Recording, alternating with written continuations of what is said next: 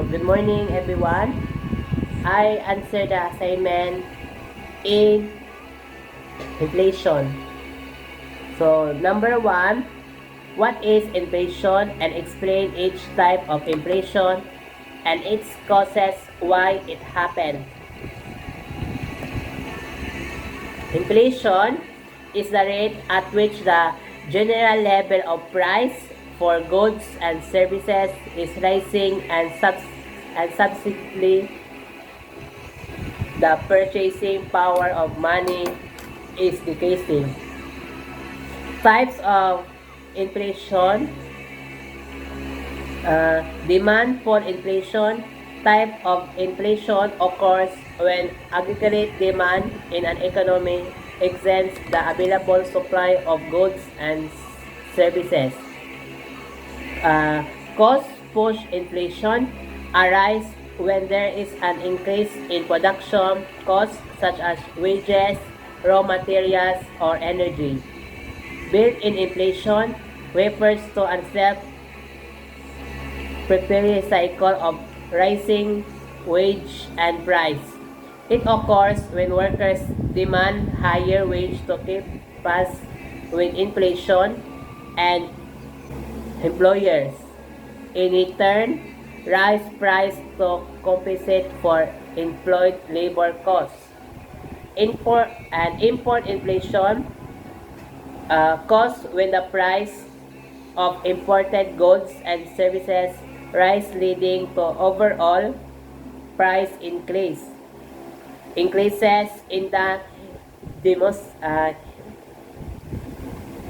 domestic economy.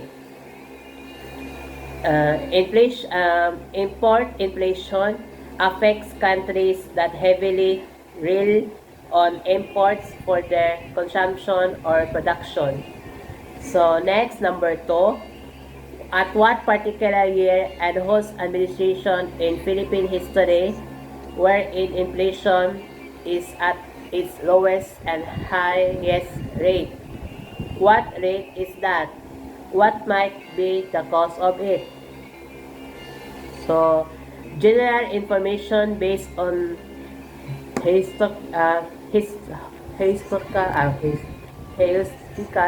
data up to last update in 2021.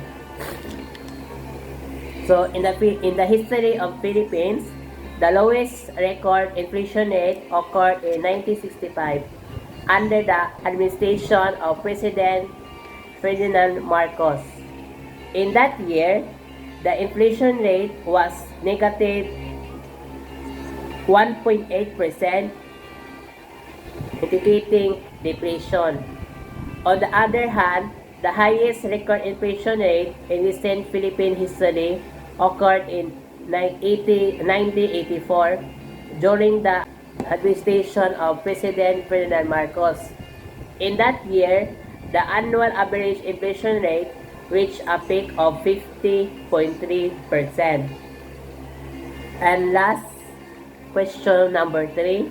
In relation to hyperinflation, summarize what happened in Zimbabwe's economy from early 2007 onwards.